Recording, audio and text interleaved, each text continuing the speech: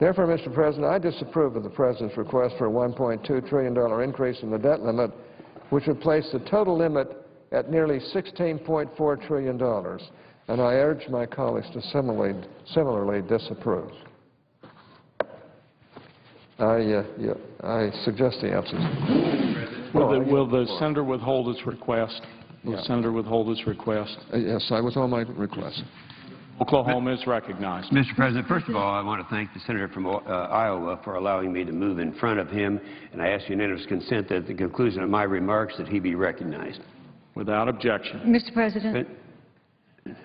Mr. President, I ask unanimous consent that I speak immediately following the senator from Iowa. Is there objection? Without objection, so ordered. Mr. President, let me say, first of all, that Senator Hatch in his remarks, there's never been anyone I can recall who's been so relentless in trying to stop all this deficit spending that I've associated with and served with here in the United States Senate. And I would also say that a month ago we were standing here trying to pass a balanced budget amendment to the Constitution, and Senator Hatch was right in the middle of that in providing the leadership. And we wanted that to be a reality. I recall my activity with the balanced budget amendment goes all the way back to the 70s when then United States Senator Carl Curtis was trying to pre-ratify an amendment to the Constitution. I was a state senator at that time, and we were the first state to pre-ratify the Constitution. So we know it's been a real uphill battle. It's been very, very difficult. I think it's important, though. One thing that hasn't been said in this debate is why we have this deficit, why we have this debt. It's important for people to understand, and I know most people don't, but to overly simplify it a little bit, you know, the debt is the responsibility of the President. It's not the Republicans, not the Democrats, not the House, not the Senate. It's the President that puts together a budget every year. Now, we have a president who put together his first budget. The Obama first budget had a deficit of $1 trillion. $1 trillion. His first was the second one that he had, the second budget that he had, the 2011, was $1.3 trillion. Then last year his budget deficit was $1.1 trillion. But if you stop and think about what's happened in the past, that 2011 deficit was going to be much more than that because they've now upgraded that to $1.65 trillion. So we're talking about a president who's going to have over in excess of $5 trillion in deficit in the 4 years that he has been in office by his own budgets. And the interesting thing about this is, because I remember back in 1996 when Senator Clinton came out with the first $1.65 trillion budget, and I was outraged that we can't sustain that kind of spending, and yet that was to run the entire country of the United States of America. And this is just the deficit alone.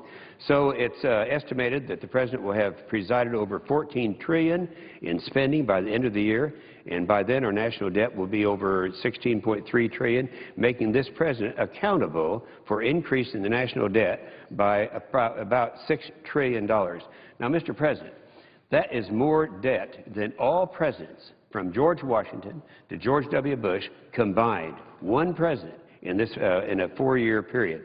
So over the last couple of years, the President's been warned and warned and warned that we have to do something about it. He has ignored these warnings and instead went after the single largest contributor to the deficit and to debt that this government is having, and that is government-sponsored health care.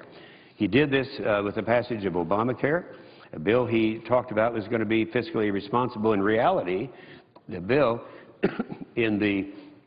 will increase the federal expenditures by $2.5 trillion in the first 10 years following the law's full implementation. Now, after that, it will only skyrocket. Their own estimate on Obamacare is after the first 10 years, it will go up $4.4 trillion in addition to the $2.5 trillion. Now, we're talking about trillions here. And every time I hear a projected cost, I know it's going to be a lot more than that because I recall back in 1967 when the House Ways and Means Committee projected what Medicare was going to cost. Medicare was put in 1966, and they said by 1990, Medicare is going to cost $12 billion. Well, guess what happened, Mr. President? In 1990, it wasn't $12 billion. It was $110 billion, 10 times more than what they were expecting. So I know that this is going to cost a lot more than the $4.4 trillion that they're projecting after the first 10 years. Now, the President convened groups, gangs, commissions, to figure out why is our nation going so far in debt. Well, we're going in debt because we have a president whose budget reflects over $1 trillion of deficit each year. That's for 4 budgets. And yet, they talk about forming these commissions that come out with recommendations. Some of the recommendations, by the way, were good, but the President rejected all of those recommendations.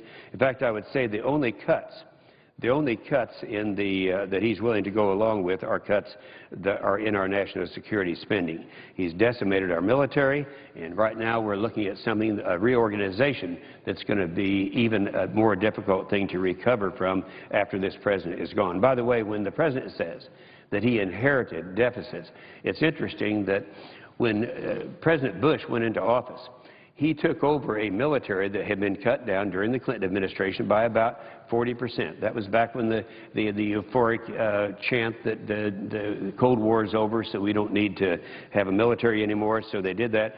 And yet, right after that, of course, we know 9/11 came, and so this president did have deficits. I'm talking about George W. Bush. His deficits averaged $240 billion a year for 8 years. Add that up, that's $2 trillion.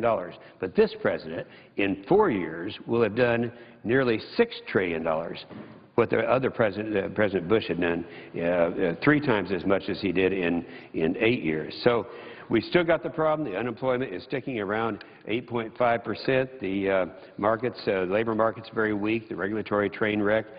The regulations right now, people talk an awful lot about the deficit spending. That's what we're talking about this morning. I don't want to confuse this issue, but I want to tell you that the over-regulations that we're having, here we have a president who's now trying to invoke a cap and trade through regulation that he was not able to do through legislation. There's another cost that would be somewhere in excess of $300 billion, not once, but every year.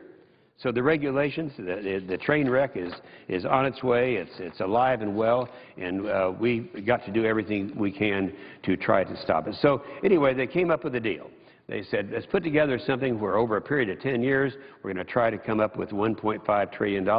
And keep in mind, that's over 10 years when this president does that much in deficit each year. So they came up with the first phase of this grand program that they had was to increase the debt limit by $900 billion to the current level of $15.2 trillion. Now, it was matched by discretionary spending cuts, or was supposed to be in the same amount. Then the super committee went to work to find the $1.5 trillion. Keep in mind, we're supposed to have $1.5 trillion to reduce as a justification for increasing the debt limit, which we did before. And that was over a period of a decade. So they're trying to find $1.5 trillion over 10 years that this president has been accountable for increasing the deficit the same amount every year for the last, will be every year for the 4-year period. But because we all know that it failed, we're facing additional automatic spending cuts of $1.2 trillion. In exchange for this, the president's going to be allowed to increase the debt limit by $1.2 trillion to a staggering level of $16.4 trillion. Now, it's a lot of money, and it's hard for people to really understand it. I think the best way to do it, though, to explain it, is what he is doing is he is administrating an increase in the debt of more than this country has sustained since the country's beginning. In the President's first State of the Union message, he promised to cut federal deficits in half by the end of the first term, but we know what happened. Now, before we agree to any of the increases in the debt limit, I really think that they're going to have some kind of reforms that actually reduce spending to levels that can put our nation in a fiscally sound position. If we really are serious about this and want to do something about the debt, want to do something about the deficit, you know how we can do it? It'd be very simple. All we really would have to do is repeal Obamacare. That's all we'd have to do. As already mentioned, the law is a fiscal nightmare, and it hasn't even really started yet. But as things stand, Our $15 trillion debt is weighing us down, and now the President wants the authority to add another $1.2 trillion to it. We can't allow this to happen. Mr. President, I know that the President thinks that he has us over a barrel. What he's done now 3 times in a row, and he's planning to do it again, is say, well, if you don't increase this debt, he goes on increasing the deficit. If you don't do something about increasing the debt limit, we're going to go in default, and he talks about the horrible things that are going to happen. But when would that end? If we don't have any sincere effort to stop the spending of the Obama administration. Well, here's the last chance we have. The first chance we have, really, is this resolution of disapproval that will be voted on. If we can do this, then that's going to shock the President into knowing he's got to be fiscally conservative. And, you know, I'm not really speaking on my behalf. I'm speaking on behalf of my 20 kids and grandkids who are going to have to pay for all this fun that we're having. With that, I yield the floor.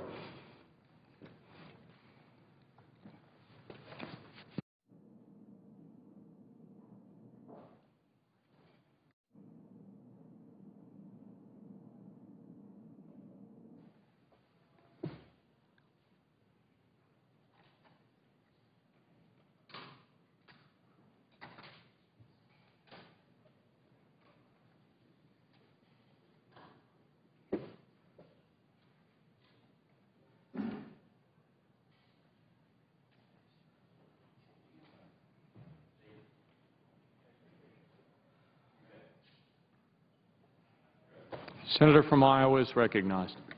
Mr. President, I ask consent to speak as if in morning business. Without objection.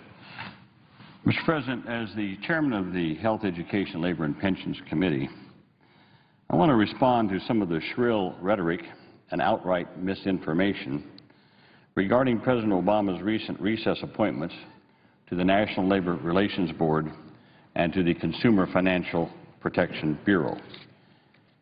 When all of the political grandstanding is done, at the heart of this dispute is the ability of these 2 agencies to carry out their congressionally mandated function.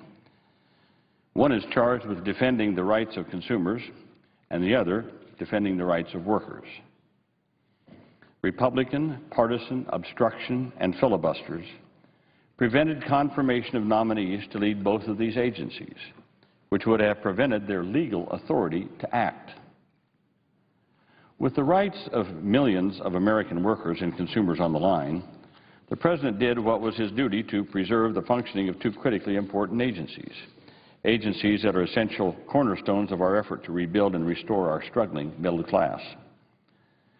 At a time when our nation is engaged in serious soul-searching about the demise of the middle class, the missions of the Consumer Bureau and the Labor Board have become particularly essential. These agencies are tasked with the vital responsibility of standing up for consumers and workers against Wall Street and powerful corporations. Indeed, the true significance of the debate over the President's recess appointments is not about legislative or executive power or the meaning of a pro forma session, but the true significance is about whether we will let the powerful and well-connected use the political process to rig the system, or if instead we will enact and enforce laws that give workers and consumers a fighting chance at a decent middle-class life. As a centerpiece of the Dodd-Frank bill to rein in the recklessness on Wall Street, the idea behind the Consumer Bureau is simple. We need a cop on the beat looking out for the best interests of consumers that use financial products, just as we have regulators looking out for the financial health of banks. Just like we have a Food and Drug Administration, the FDA looking out for the safety of food and drugs for consumers, or the Consumer Product Safety Commission that looks out for and protects our kids from harmful toys. A strong Consumer Financial Protection Bureau will ensure that consumers are not lured into debt through hidden fees. It will simplify disclosures, reduce paperwork, so consumers are not faced with mountains of paperwork they can't understand. It would oversee providers of consumer credit, such as payday lenders, which for years have acted like banks, but without facing any kind of bank regulation.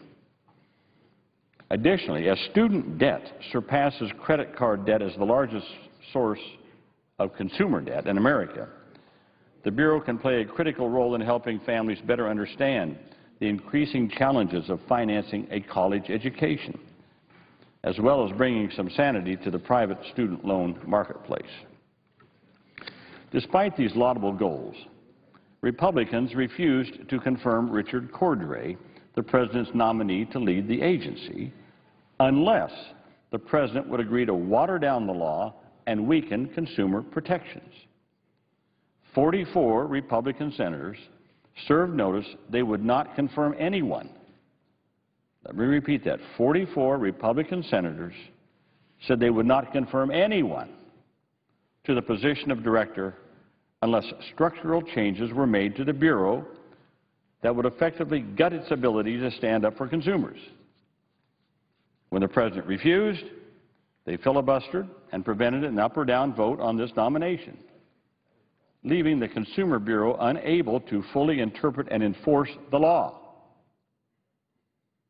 As a consequence, Americans across the country were left in limbo, with limited ability to stand up to big banks and financial scam artists. Leaving the Bureau so powerless was unacceptable.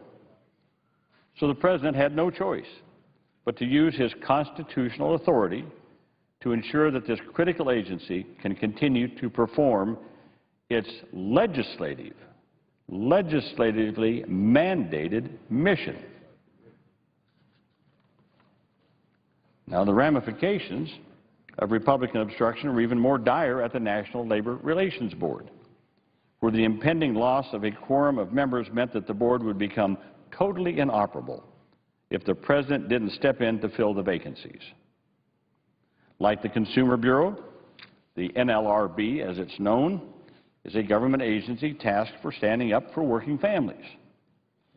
In its very text, the very text of the law that created the board, it established that the policy of the United States is to encourage the process of collective bargaining. To encourage the process of collective bargaining.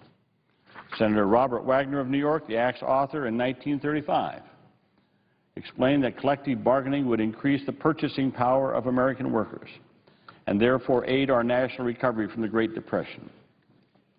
This law was one of the cornerstones of a new American economic policy that created the largest middle class in history, gave rise to the economic boom that transformed America and the world, and brought economic security and a better life to generations of Americans. Now, unfortunately, not everyone agrees with this mission. Some very powerful interests think that a few at the very top should have a monopoly on power in our economy, that they should be able to set all of the rules.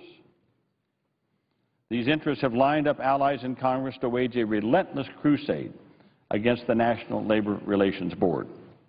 In all my years in public office, I've never seen anything like it. Last year, Republicans in the House held at least 8 hearings specifically addressing the NLRB. They passed 2 bills to amend the National Labor Relations Act to strip workers of their rights. Republican elected officials have tried to defund the agency. They've threatened the professional credentials and livelihoods of nonpartisan career employees, and even called on a Republican board member to resign in order to incapacitate the agency. And now on the campaign trail, Republican presidential candidates have raged against the National Labor Relations Board and its employees. Now, what are the great crimes that these dedicated public servants at the NLRB are supposedly having committed? Well, first, they started a new initiative to make sure that workers are aware of their rights under law. In April this year, employers will have to post a notice about the National Labor Relations Act rights on the office bulletin board, next to other longstanding notices about the minimum wage, workplace safety, and other basic worker protections. This hardly seems like an unreasonable burden. Secondly, the NLRB prosecuted a case against a company that allegedly retaliated against its employees for going on strike. I spoke at length about this case last year on numerous occasions on the floor of the Senate because there was so much misinformation about it. While the case was brought against a powerful company, it became very controversial as a result. Prosecuting retaliation cases is unquestionably a necessary and important part of the NLRB's responsibility. And after all the fire and brimstone and all of the threats from Republicans against this agency and governor of a certain state, well, as has happened in the past, this dispute was resolved by the company and the union, which has happened so many times in the past, without us having to do a thing about it. Third, the National Labor Relations Board enacted a rule to standardize timelines for union elections. Under the National Labor Relations Act, after workers petition for an election, the NLRB holds a hearing to decide who should be in the bargaining unit and who should not be in it. Now, many employers have started in recent years flooding that hearing with frivolous litigation to stall the election for months or even years, while arguing and appealing over every minor detail their lawyers can imagine. The NLRB decided to fix this problem and make sure that workers get a vote in a reasonable period of time. The board said that workers should vote, and then, if necessary, the ballots would be sequestered while the litigation drags on over certain peripheral issues. The new rules don't encourage unionization. They don't discourage it. They just give workers the ability to say yes or no in a reasonable period of time. Workers shouldn't have to wait until innumerable lawsuits, one after the other, are disposed of before they even get a chance to vote. So in response to these, I think, eminently reasonable and fair proposals, Republicans have attempted to shut the board down by blocking all nominations. Senator Graham, South Carolina, vowed publicly to block all nominees to the Labor Board, even if it meant that the agency would cease to function. In his opinion, and I quote, Senator Graham said, and I quote, "The NLRB as inoperable could be considered progress," end quote. To the thousands of American workers every year who rely on the NLRB to enforce the law and defend their rights, that must sound pretty cold-blooded and a direct attack on middle-class Americans. In practice, disabling the NLRB would mean that American workers would have nowhere to turn if their rights are violated. Thousands of American workers are fired every year for trying to organize a union in their workplace. Their legal right, by the way. With the Labor Board out of commission, these workers might never get their jobs back. If an employer or a union refused to adhere to a contract, there would be no NLRB to resolve the dispute. The Labor Board also ensures that unions do not step outside the law in their interactions with workers or employers. Those cases would be stuck in limbo, too. Perhaps that's why a senior counsel to the National Federation of Independent Businesses told Congressional Quarterly that, quote, "To have the board totally shut down would be a travesty," end quote. So the President averted this travesty by appropriately exercising his recess appointment authority. Indeed, the President showed restraint by only appointing nominees to agencies that would lose their ability to function due to Republican obstruction. Acting to ensure the continued smooth functioning of government under these circumstances is a president's, whether it's President Obama or any other president, it's the president's constitutional responsibility. As constitutional scholar Lawrence Tribe has explained, the Constitution considered the possibility that congressional squabbles would lead to paralysis. And he determined that, and I quote, "The Constitution has guided our republic for centuries and is not blind to the threat of Congress's extending its internal squabbles into a general paralysis of the entire body politic, rendering vital regulatory agencies headless and therefore impotent. Preserving the authority the President needs to carry out his basic duties rather than deferring to partisan games and gimmicks, is our Constitution's clear command. That's a quote from Lawrence Tribe.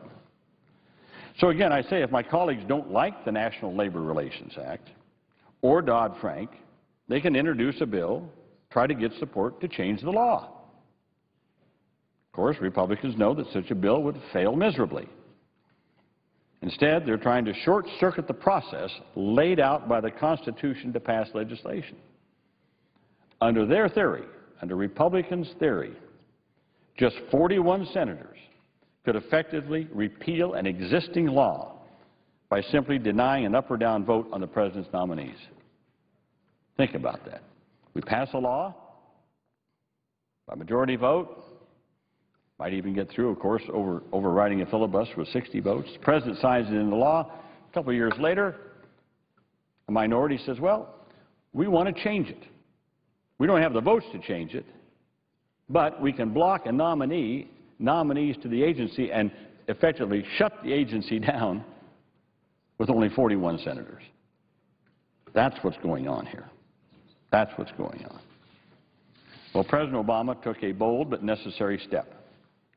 Stepping in to protect ordinary Americans from the consequences of congressional dysfunction is hardly an intrusion on Congress's authority. It's the essence of leadership. I might point out, I think facts will show that the last president, before President Obama, President Bush, exercised his authority to appoint recess appointees 171 times.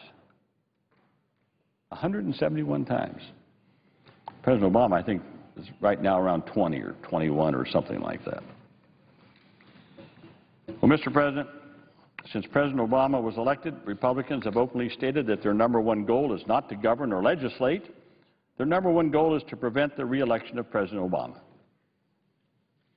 Republicans in Congress may have the luxury of playing these political games, but any president does not.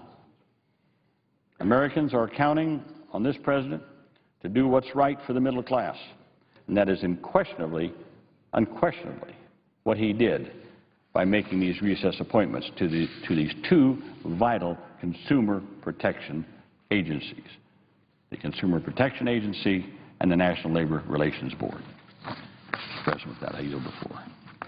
Senator from Texas is recognized. President, I am going to speak about the debt disapproval resolution that is before us because I feel so strongly that it is time to send a strong message to the President and give the people of America some comfort that we are not going to continue to raise the debt ceiling again and again without doing something that shows we understand the crisis that we are in and that we are going to take the steps necessary to whittle down our debt and do the responsible thing.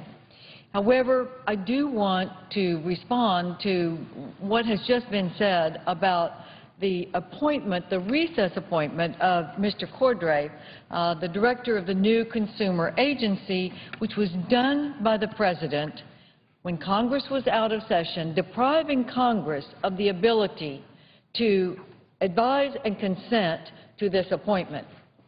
And I think to put it in the context where it is proper, it is very important to know that this consumer agency was created by a Democratic president that had complete Democratic control of Congress and gave this agency unprecedented power, unprecedented in that the agency has no congressional oversight, none. We don't control the budget. In fact, no one controls the budget of this new agency that was created with complete Democrat control of Congress and the presidency.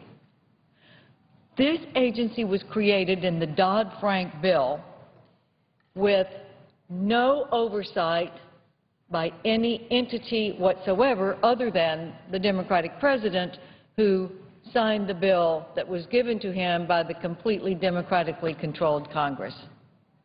So Mr. Cordray now is the head of an agency without congressional approval and Congress has no control over its budget, and we have now the possibility that we're going to have a burgeoning new federal bureaucracy that is going to put more regulations on probably the most overregulated industry in America today, which is the banking industry. And if you talk to anybody out there trying to get capital in a small business, they will tell you the banks have shut down. So now we're going to give them more regulations that is going to put just a freeze on the capability to have consumer small loans even be made. The banking industry has plenty of regulation, and the control of the currency does a great job, and the FDIC has done certainly a good job in trying to make sure that the reserves and all of the requirements of the law are met for banks to be stable, because we're not going to be bailing out banks.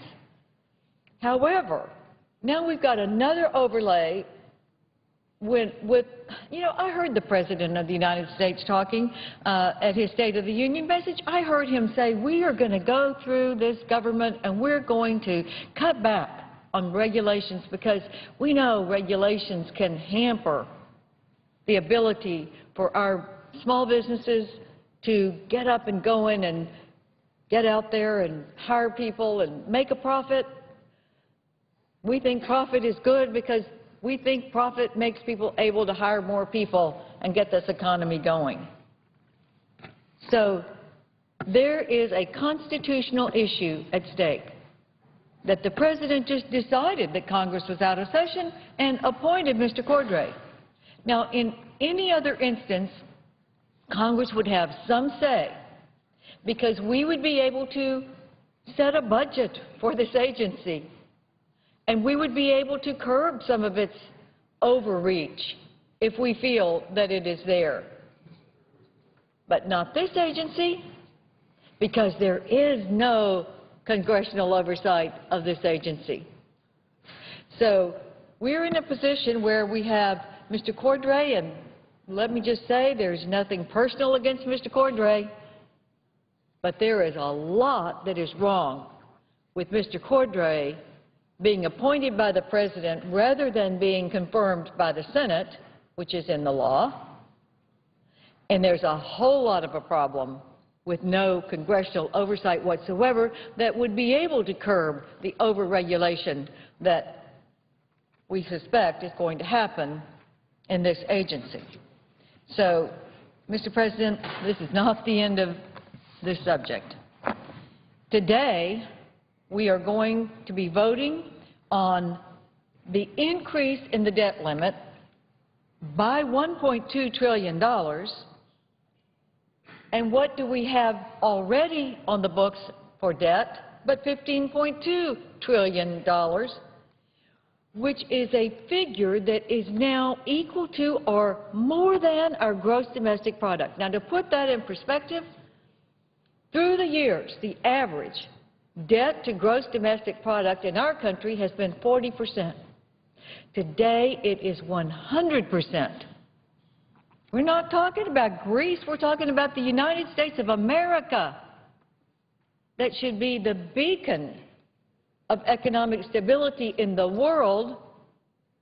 And we are here to raise the debt limit without so much as a plan to curb spending, to look at the entitlement reforms that we know are necessary, because we can't cut enough spending in the discretionary accounts to actually do what we must do to whittle down a $15 trillion debt, because the discretionary accounts are 50% or less of the total expenditures of our country.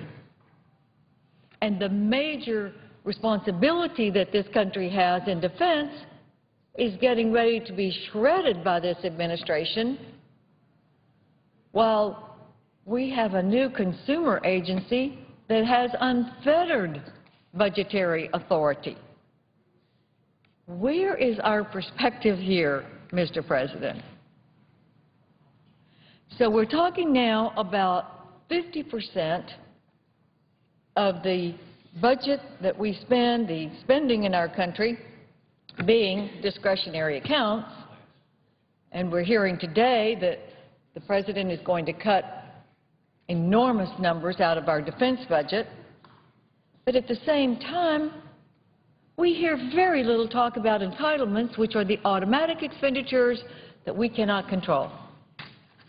And if the President were going to lead, he would be going into the entitlements and providing some solutions and some leadership. The Republicans have said repeatedly, we will work with you on entitlements because we know it's hard. I have actually introduced legislation, along with Senator Kyle, that would begin the process of shoring up Social Security and saving our system. In fact, it's called the Defend and Save Social Security Act, and it would cover a 75-year shortfall without raising taxes and without cutting core benefits. And anyone in our plan who is 58 years of age or older wouldn't be affected at all. But starting in 2016, under our bill, the normal retirement age would start 3 months each year, increasing the age for normal retirement. So if you're 58 or above, it would not affect you at all. If you are 57, you would retire 3 months later. If you're 56, 6 months later. So in 3-month increments, by the year 2027, we would have the full retirement age increased by 3 years. Now, that would begin to put us on a much more accurate table of when people are actually living and retiring, because in the actuarial tables, people are healthier than they were when Social Security passed. They work longer. They want to work longer. And we need to make the actuarial tables match today's standards of health and work. If we do that 3 months a year, by the year 2027, we will be on a sound actuarial standard. In addition, my bill would propose a very modest change in the annual cost of living adjustment. We would begin the cost of living adjustment if inflation is over 1%. And at that point, we would factor in whatever the inflation rate is.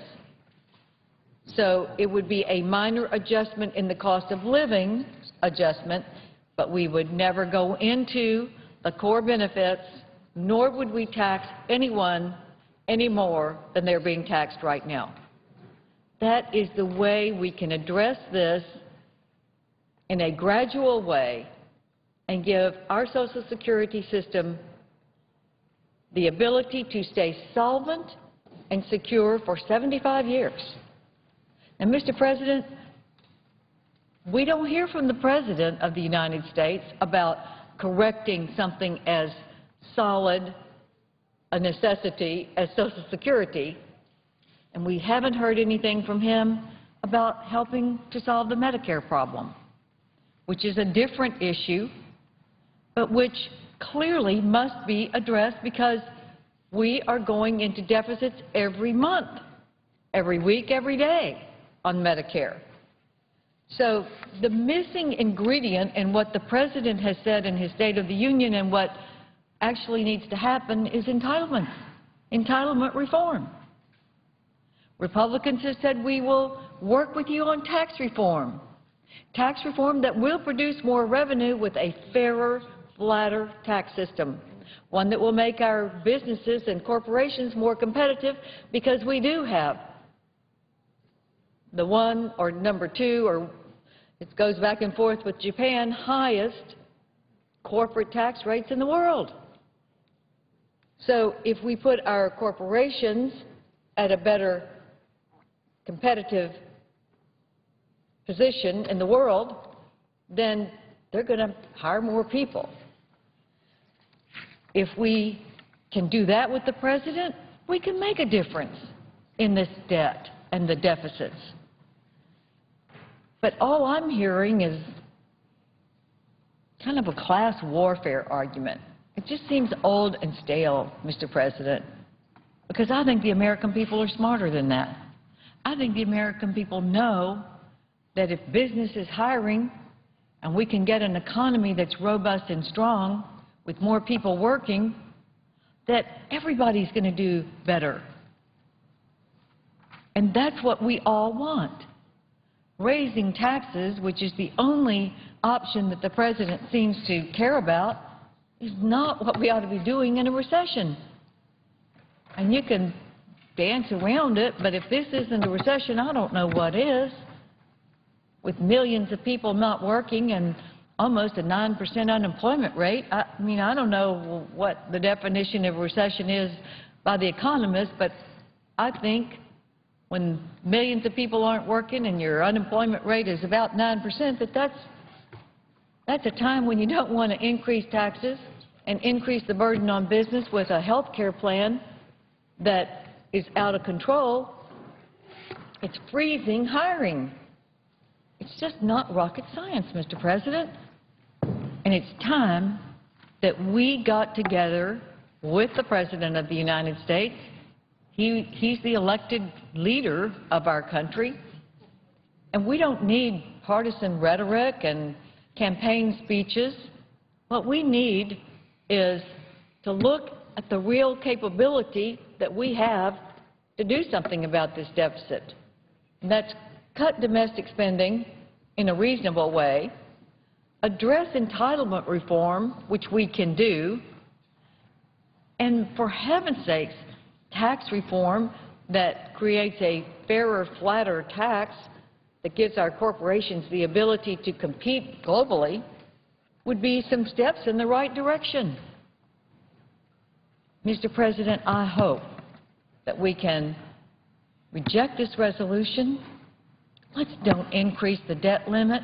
Let's sit down and get to work on bringing the debt down so we will never go beyond $15 trillion in debt for our country and our future generations. Thank you, Mr. President, and I yield the floor. Mr. President. The senior senator from Florida is recognized. Mr. President, I have 4 unanimous consent requests for committees to meet during today's session. They have the approval of the majority and minority leaders. I ask unanimous consent that these requests be agreed to and that these requests be printed in the record. Without objection. So ordered. Mr. President, I would ask consent that Senator Durbin of Illinois be the next Democratic Speaker. Is there objection? So ordered. Mr. President, Senator Durbin, the chairman of the Civil Rights Subcommittee of the Judiciary Committee, will convene a hearing of the committee tomorrow in Tampa, tomorrow afternoon at 1 o'clock, for the purpose of reviewing Florida's new election law that was passed a year ago by the Florida legislature, what has been characterized by this senator and others as a voter suppression law. Interestingly, there's a pattern in about 14 states that have changed the election laws to make it harder to vote, harder to register to vote, and harder to have one's vote counted as they intend. That is rather extraordinary. In this year of 2012, that we would be concerned about the right of access to the ballot and the right to vote, which is a cherished constitutional right and one which is under assault in this country at this moment, and especially in my state of Florida. Let me give you some particulars. The new election law, for example, has changed the voting registration requirements for those who sign up to register others, in other words, third parties, such as the League of Women Voters, that have been registering voters in Florida for decades, and under the old law that was on the books for decades, that would give them, once they registered the voter, took the information, they had 10 days to turn it in to the county supervisor of elections. That law has been on the books for decades. Mr. President, the legislature of Florida last year signed into law by the governor, changed that to 48 hours. And the penalties that accrue go up to $1,000 for that person that was registering the voters and did not turn in those names within 48 hours. And therefore, the League of Women Voters in Florida that has been doing this as a civic duty has stopped registering voters, not going to take the chance that their members would be fined up to $1,000. Now, doesn't that sound like something exactly the opposite of what we should be doing? We should be encouraging people to register to vote, which is what the civic duty that the League of Women Voters has sought for years. It's happening before our eyes. But, Mr. President, there's more. College students, young people got excited about politics in the last presidential election and voted in record numbers compared to what they had been doing before. But the Florida legislature changed the law so that if a student at their college that has not been registered before suddenly gets interested and goes down to the supervisor of elections office and registers to vote for this year's general election, and when they arrive on election day, they're asked to show their identification, and they pull out their driver's license, the likelihood is that that driver's license is the address of their parents where they have grown up. And if that address is in a different county from the county that they registered in, they will not get a ballot. They will get a provisional ballot. Now, Mr. President, we know from the last presidential election in 2008 in Florida, only half of the provisional ballots were counted. Is this what we want to do to encourage young people to get excited and interested in their government, and then they get there on election day and they get a provisional ballot instead of a regular ballot? I don't think so, but, Mr. President, it's happening right underneath our noses. And that's one of the reasons that the Judiciary Committee is coming to Tampa tomorrow. We're going to flesh this thing out with a whole bunch of witnesses.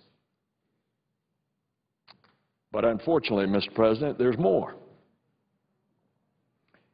After the debacle that we had in the 2000 presidential election in Florida, where we saw mistake after mistake after mistake, and all too painfully we know the results of how that election played out. To the credit of the Florida state government, they made it easier to vote. And they created early voting. And they created what was the old absentee ballot, where you had to swear that you were actually going to be absent from your place of voting on Election Day. They made that easier by having vote by mail. And they had set early voting, and has been the case for years now, 14 days prior to the election. It was so successful in the last presidential election that fully 40% of the entire general election electorate voted before Election Day. So you can imagine that there was a lot more orderly and less lines when 60% of the electorate is turning out on the election day between 7 a.m. and 7 p.m. And, of course, the 40% that voted early, many of them have jobs. It wasn't convenient for them to get to the polls, so they could do it on their convenience, and they could do it on the weekend. Some of them, like single moms that had to arrange to get a babysitter, could do it at their convenience. Indeed, many minorities found it convenient when they could get away from work to vote early. Now, Mr. President, the Florida legislature changed the law, and it was signed into law by the governor, constricting that 14 days to 8 days, and then a very interesting change. Instead of early voting going all the way up to and including the Sunday before the Tuesday election, they constricted that back. The last day of the 8 days is Saturday. Well, guess who has voted in record numbers after church on the Sunday before the Tuesday election? Record numbers, African Americans. And so, Mr. President, they will not be able to go and vote on the Sunday before the Tuesday election because of the new law in Florida. Now, those who passed this new law said it was to cut down on fraud, and yet they have no example, and I'm looking forward to asking some of the witnesses tomorrow to make the record complete. No example of any increase in fraud in the last decade of which these election laws were passed after the 2000 presidential election to make it easier to vote. So what we have is a pattern over 14 states, including our state, of which what I have just described, which is the law, is one of the most onerous. That is one of the more distinct voter suppression laws that has been enacted. Why? Is it for partisan reasons? If you restrict young people, if you restrict minorities, if you make it more difficult for women, particularly single moms, does that suggest a pattern of certain voters, of restricting them and making it more difficult because of partisan reasons? I think it's pretty clear. And this is happening in America in the year 2012, when in fact the Constitution tells us that one of the most cherished things that we went through, even a civil war, and then we went through the civil rights movement in order to guarantee the right of access to the ballot, of which we had to knock down poll taxes and all kinds of impediments for people to vote. And we've gone through all of that experience since the 1850s. And here, right under our noses, we're having these kind of voter suppression laws enacted. Mr. President, there is a three-judge panel that is now considering this law in the District of Columbia. There's also an examination under the Voting Rights Act of 1965 in the 5 counties that are watch counties under that act in Florida as to whether or not their civil rights have been eclipsed. And I'm certainly hopeful that the court and/or the Civil Rights Division of the Justice Department are going to see behind this smokescreen of so-called fraud into what is really the motivation. Mr. President, I yield the floor. Mr. President. The senator from Oklahoma is recognized. What is the pending business before the Senate? The motion to proceed to H.J. Res. 98. And the amount of time that's been allocated by the majority leader under the unanimous consent agreement? Republican leader has 8 minutes remaining. I understand that, but what was the total amount of time that was been allocated to this H.J. Res? The time until noon was equally divided. So the total amount of time is less than 2 hours today that we're going to discuss this resolution. Is that correct, Mr. President? It was slightly more than 2 hours. Thank you. I'd ask unanimous consent to be able to speak on the resolution for 20 minutes. Is there objection? Senator from Florida. How many minutes does the minority have left? The minority has 7 minutes left. And how much time does the majority have? The majority has 24 minutes remaining. Would the senator consider 15 minutes, given the inequity of the time? Well, actually, that was my whole point, is we're going to spend a little more than 2 hours to raise the debt limit, $1.2 trillion. You can't give a senator 20 minutes to talk about it? Mr. President, is there a consent order that was entered into yesterday? There was a unanimous consent agreement yesterday. And the minority has 8 minutes left. Senator now has 6.5 minutes left. I'm asking for unanimous consent to speak on this issue, $1.2 trillion raise in the debt limit for 20 minutes. Is there objection? Mr. President, I have no objection.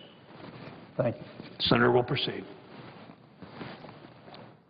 Mr. President, I come to the floor aghast that we have entered into a unanimous consent agreement to spend less than 2.5 hours talking about raising the debt ceiling another $1.2 trillion. $1.2 trillion.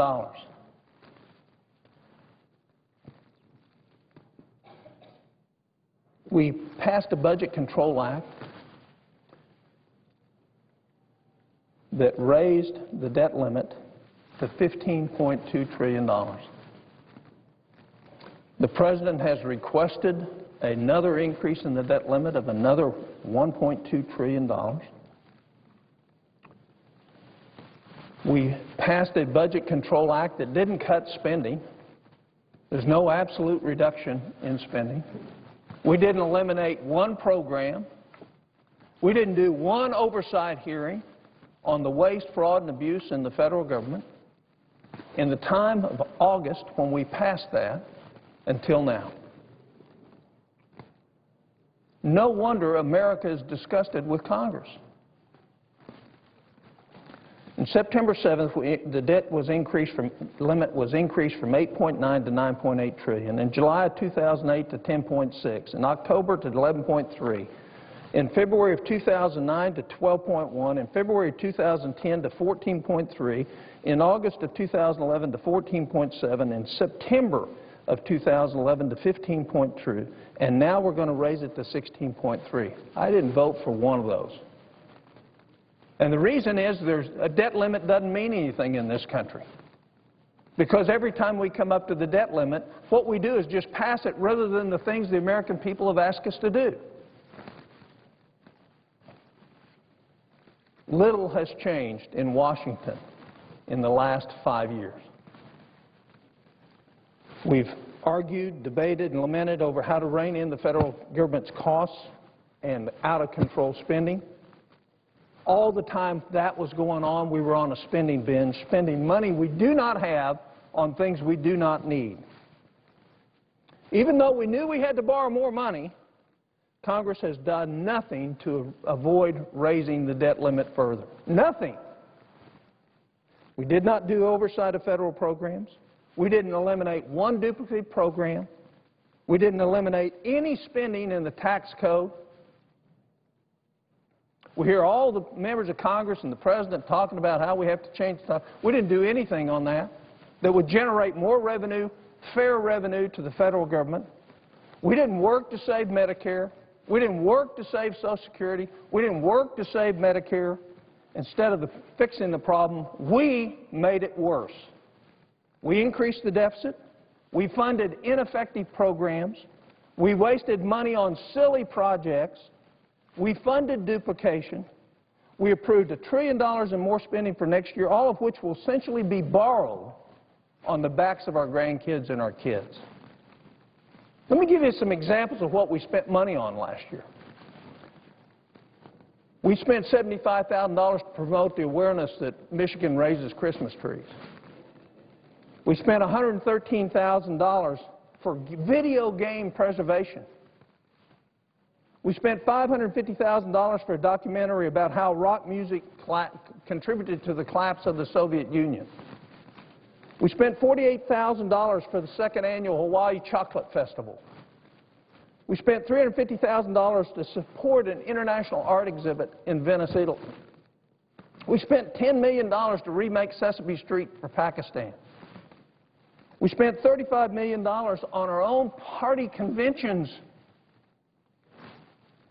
And we spent $764,000 to figure out how students use mobile messaging devices for social networking, which they already know how they do it. In February of last year, GAO brought us a wonderful report. It showed thousands upon thousands of programs that are duplications. The majority leader of this body voted against both attempts that I made to take advantage and eliminate waste and duplication. He never once instructed committee chairmen to go find this duplication, eliminate it, to save our children, to save our country. And we didn't do any better on our side of the aisle. The fact is we didn't do anything. Of the thousands of things that we could have done, we did nothing to lower our deficit, cut the waste, or eliminate duplication. We've known about this significant $100 billion gold mine of savings from the GAO report for over a year now, and we've done nothing. Zero. America should be disgusted with Congress, because what we care about is party power, not fixing the problems of this country.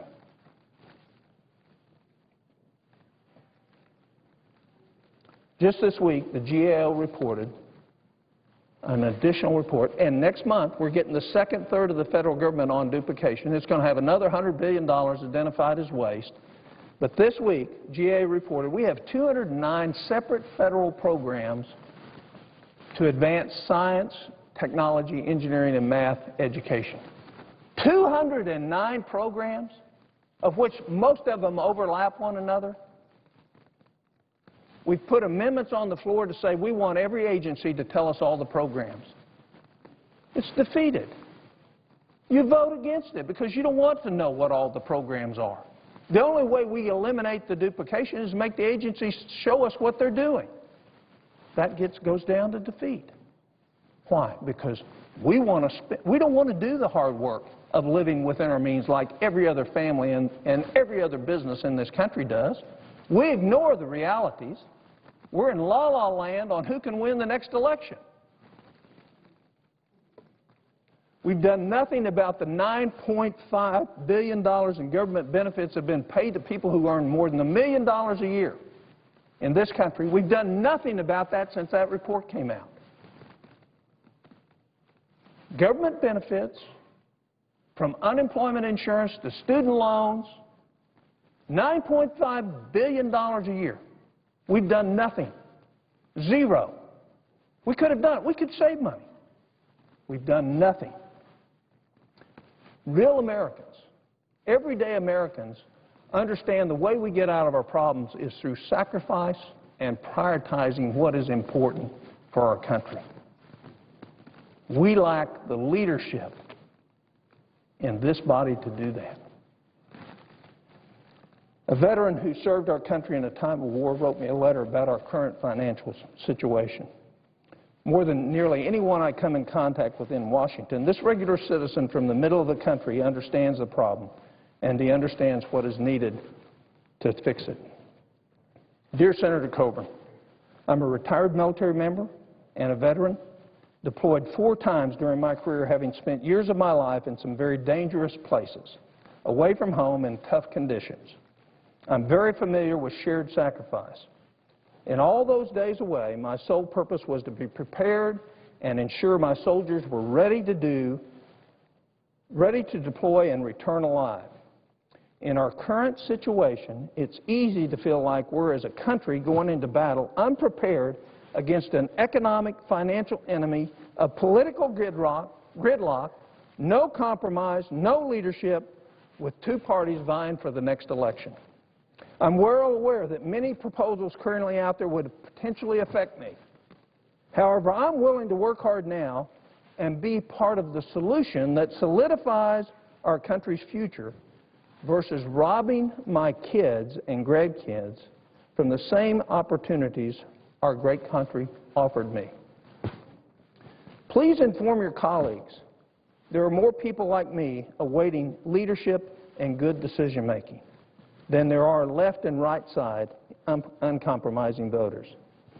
These times call for briefings to the American people, not speeches. These times call for members of Congress to stand together and to brief us on our unfunded liabilities and show us how sacrifice can lead to renewed prosperity later. Sincerely yours, Robert Boudiette, Lawton, Oklahoma.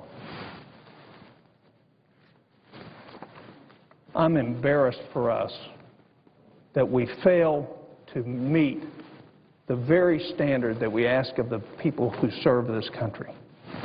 And so rather than give a speech, let me give you a briefing. We've done nothing to fix the 100-plus programs in surface transportation.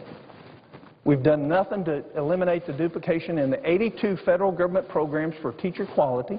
We've done nothing to consolidate the 88 economic development program. We've done nothing to consolidate the 80 different transportation assistant programs.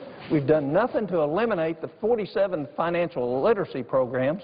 We have no business teaching anybody financial literacy when we don't even have it ourselves. We've done nothing to consolidate the 47 job training program. Matter of fact, we heard the president say he wanted to add to it. Homelessness prevention and assistance, 20 programs. We've done nothing to consolidate it. The food programs, disaster response, and FEMA, and there's hundreds more. And yet we've done nothing. Shouldn't we come together as men and women, Americans, not Democrats and Republicans, and say we're going to do what we can do to assure the future of this country and quit thinking about the next election? We ought to be doing what is needed. It's called making priorities. We could save $50 billion if we got together and said, okay, every committee is going to oversight, eliminate duplication, eliminate fraud. We've got a bill with 37 co-sponsors called to eliminate the fraud in Medicare. 37, bipartisan. Can't even get it to the floor to vote on it to make sure CMS eliminates some of the $100 billion a year in waste and fraud at CMS in terms of Medicare. That's how we save Medicare. But yet, we can't get it to the floor. So where we do work together, we're blocked or impeded from having a vote where we have bipartisan consensus. I call on my colleagues. I love you dearly. I think you're tremendous individuals. But we better change our vision. We better change what we have our eye on. What our eye on now, in terms of the risk to our country, is the survival of our country. And it's time we come together, put partisanship aside, and say we're going to solve the problems in front of this country. We can do it. The brain power is here. The capability is here. Let's do it. Mr. President, I yield the floor.